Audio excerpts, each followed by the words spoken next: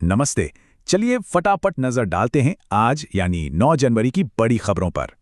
तो आज की सुर्खियों में क्या है खास? देखिए, बिहार के मौसम से लेकर देश की पॉलिटिक्स और दुनिया में जो कुछ भी चल रहा है, आज काफी हलचल है। चलिए एक एक करके देखते हैं। तो शुरुआत करते हैं बिहार से। देखते हैं वहां की ताजा खबरें क्या हैं। सबसे पहले एक बड़ा अपडेट मौसम को लेकर।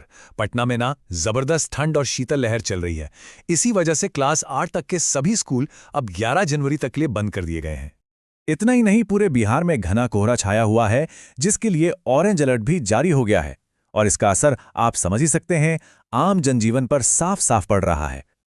और इसी घने कोहरे का नतीजा है कि पटना एयरपोर्ट पर 27, जी हां, 27 फ्लाइट्स लेट हैं। जाहिर है यात्रियों को काफी दिक्कतें हो रही हैं। अच्छा, मौसम से हटकर अब जरा सियासत की बात करें। बिहार में पॉलिटिकल हलचल भी तेज हो गई है। हुआ यह है कि कांग्रेस के 2 एमएलएज एक जरूरी मीटिंग में नहीं पहुंचे।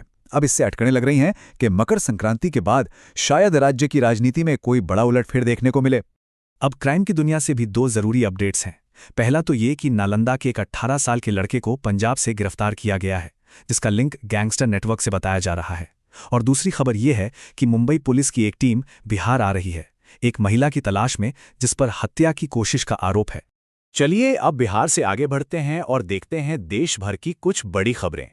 एक बहुत ही अच्छी खबर आ रही है ग्रीन एनर्जी को लेकर। इंडियन रेलवेज ने देश की पहली हाइड्रोजन पावर ट्रेन का ट्रायल रन शुरू कर दिया है।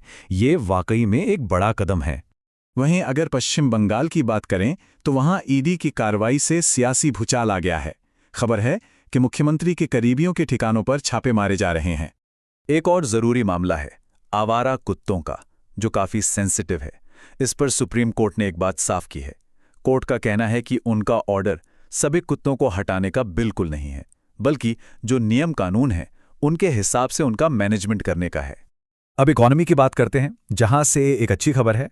सरकार का अनुमान है कि फिस्कल ईयर 2025-26 में हमारी जीडीपी ग्रोथ 7.4% रह सकती है, जो कि आप कह सकते हैं एक काफी मजबूत इकोनॉमिक आउटलुक का इशारा है। और अब एक दुखद खबर, देश के बहुत ही जाने माने इकोलॉजिस्ट माधव गाडगिल अब हमारे बीच नहीं रहे। वे 82 साल के थे। पर्यावरण के लिए उनका जो काम है वो हमेशा याद किया जाएगा। चलिए अब देश से बाहर निकलते हैं और देखते हैं कि दुनिया भर में क्या कुछ हो रहा है। सबसे पहले बात ईरान की, जहां सरकार के खिलाफ विरोध प्रदर्शन और भी तेज हो गए हैं। तबरीज और तेहरान जैसे बड़े शहरों में प्रदर्शनकारियों और सिक्योरिटी फोर्सेस के बीच झड़पें हो रही हैं।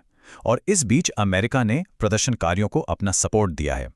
उधर अमेरिका से ही बड़ी खबर है, प्रेसिडेंट डोनाल्ड ट्रंप ने इंपोर्ट टैरिफ को लेकर एक बार फिर कह सकते हैं धमकी दी है। उनका कहना है, और ये उनकी सीधी बात है, कि अमेरिका 66 इंटरनेशनल ऑर्गेनाइजेशन से बाहर निकल सकता है। डिप्लोमेसी की दुनिया में भी कुछ अपडेट्स हैं। एक तो ये कि बांग्लादेश ने इंडियन सिटीजन्स के लिए वीजा पर जो पाबंदियां थीं उन्हें और आगे बढ़ा दिया है। और दूसरी तरफ हमारे विदेश मंत्री एस जयशंकर ने पेरिस में फ्रांस के राष्ट्रपति इमैनुअल मैक्रोन से मुलाकात की है। और चलिए अब आखिर में चलते चलते एक नजर डालते हैं स्पोर्ट्स की दुनिया पर। बैडमिंटन फैंस के लिए अच्छी खबर है, पीवी सिंधु मलेशिया ओपन के क्वार्टर फाइनल में पहुंच गई हैं। लेकिन क्रिकेट से एक थोड़ी बुरी खबर है। क्रिकेटर तिलक वर्मा को सर्जरी करानी पड़ रही है, जिसकी वजह से वो न्यूजीलैंड के खिलाफ होने वाली T20 सीरीज से बाहर हो गए हैं। अब इस खबर के बाद एक सवाल तो मन में आता ही है, क्या तिलक वर्मा की ये चोट 2026 में होने वाले T20 वर्ल्ड कप के लिए भारत की तैयारियों पर असर डालेगी? ये एक बड़ा सवाल है।